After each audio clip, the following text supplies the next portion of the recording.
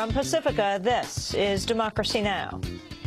He looked back and asked that the seat where I had taken, along with 3 other persons, one in the seat with me and 2 across the aisle, was seated.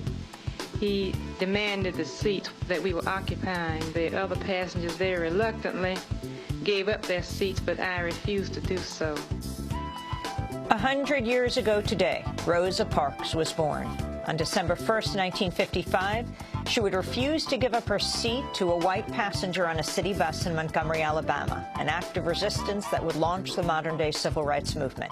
Today, we spend the hour looking at her life. We have, in many ways, one of the most famous Americans of the 20th century, and yet sort of treated just like a sort of children's book hero, not seen as being worthy of a kind of substantive, scholarly treatment. And so, in some sense, that's really what surprised me and continues to surprise me, is the ways that we sort of diminish her legacy, right, by making it about a single day, a single act, as opposed to kind of the kind of rich and lifelong history of sort of resistance that was actually sort of who Rosa Parks was. We speak with historian Jean Theoharis. Her new book, The Rebellious Life of Mrs. Rosa Parks. All that and more coming up. Welcome to Democracy Now!, democracynow.org, The War and Peace Report. I'm Amy Goodman. The Obama administration's granted itself the right to launch a preemptive cyber military strike on foreign targets. The New York Times reports the cyber attacks would be carried out should the White House deem them necessary to preempt an imminent and highly dangerous computer attack from abroad. The authorization was approved as part of a pending set of rules for U.S. cyber warfare similar to those for drone strikes. It would fall under the operations of the Pentagon's recently created Cyber Command. The Obama administration's lone publicly known cyber attack to date was Olympic Games, which sabotaged computer systems at Iran's nuclear facilities and accidentally unleashed a global computer worm known as Stuxnet. The Obama administration's proposed a compromise to resolve a standoff with opponents of contraception coverage under the Affordable Health Care Act. The measure would allow church and religious groups to exclude birth control from the insurance they provide employees. A separate insurance company would then provide birth control coverage, and insurance companies would cover the cost by paying higher fees for access to the new customers created under the new health care law. In a statement, the group NARAL Pro-Choice America said it's optimistic, quote, that these new draft regulations will make near-universal contraceptive coverage a reality. At least 35 people were killed in the northwest Pakistan Saturday when militants attacked an army base. The dead included 10 civilians who died when rockets struck their nearby home. The Pakistan Taliban claimed responsibility for the attack, calling it revenge for a recent U.S. drone strike that killed 2 Taliban commanders. The violence comes after a monthly record for U.S. drone strikes inside Pakistan in more than a year. At least 33 people were killed in Iraq Sunday when suicide attackers struck police headquarters in the city of Kirkuk. Another 90 were wounded. France continues to bomb areas of northern Mali 3 weeks into its military offensive to oust Islamist rebels. French forces have launched a number of aerial attacks in a bid to secure control of the rebel holdout of Kidal. A top rebel commander known as Mohamed Moussa was reportedly arrested earlier today near the border with Algeria. Amnesty International, meanwhile, is calling for an independent probe of civilian deaths in Mali. Amnesty's Gaetan Mutu cited the case of 4 civilians killed in a recent airstrike without warning. We asked if there had been any warnings addressed to the civilians who were there, and the civilians told us there had been no warnings at all.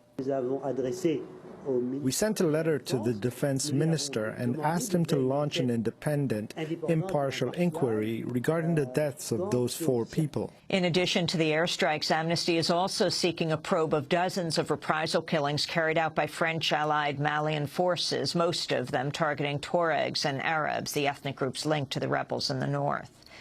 Iran has expressed its willingness for a renewed offer of direct talks with the United States. The Iranian Foreign Minister Ali Akbar Salehi said Sunday Iran is receptive to Vice President Biden's call for direct bilateral negotiations. Both were attending an international conference in Munich, Germany, ahead of 6-party talks on Iran's nuclear program to be held in Kazakhstan later this month.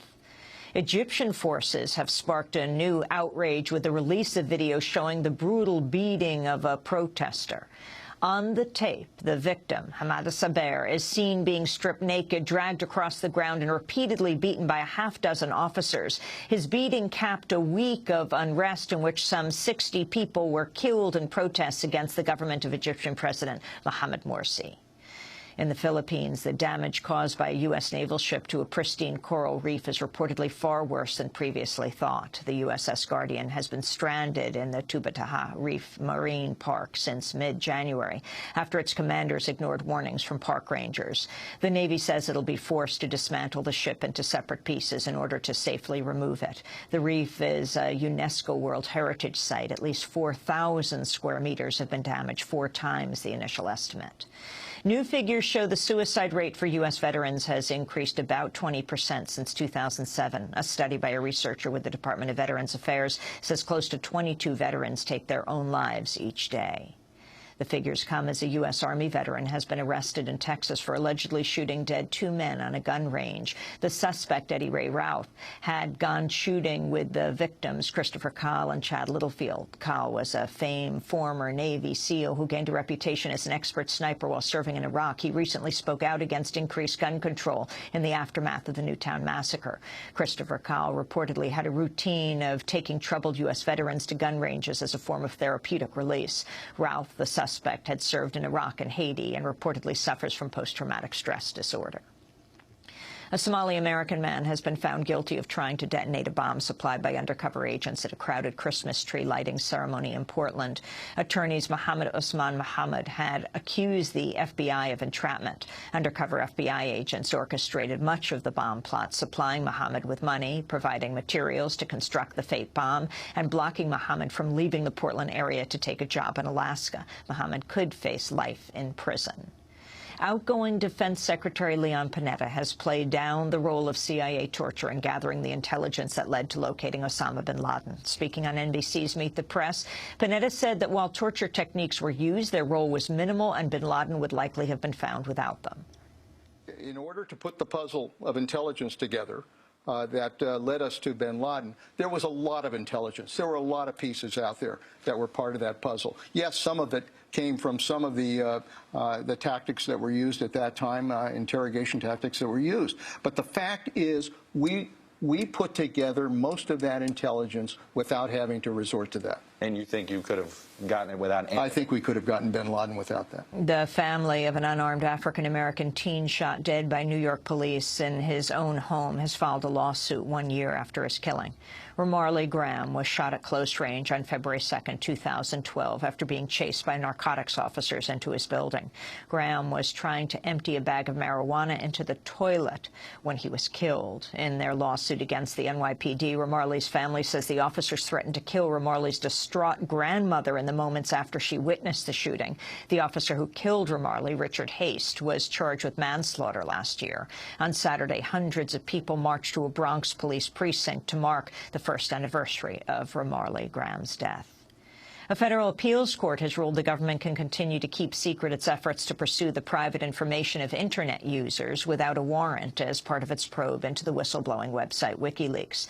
The case involved 3 people connected to WikiLeaks whose Twitter records were sought by the government, including computer security researcher Jacob Appelbaum and Icelandic parliamentarian Birgitta Jonsdottir.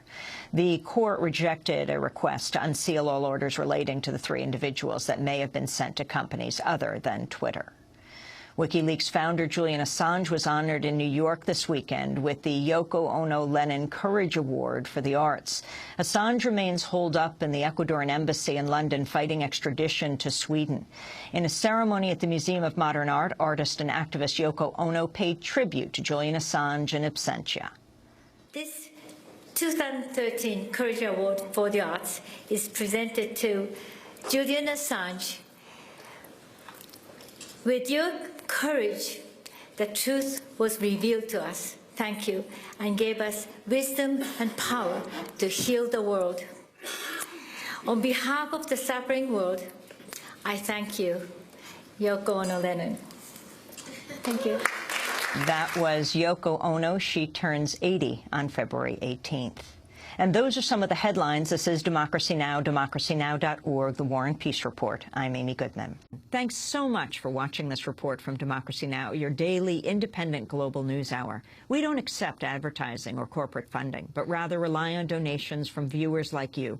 Please make your contribution by visiting democracynow.org. We need your support today to keep bringing you this hard-hitting, in-depth reporting.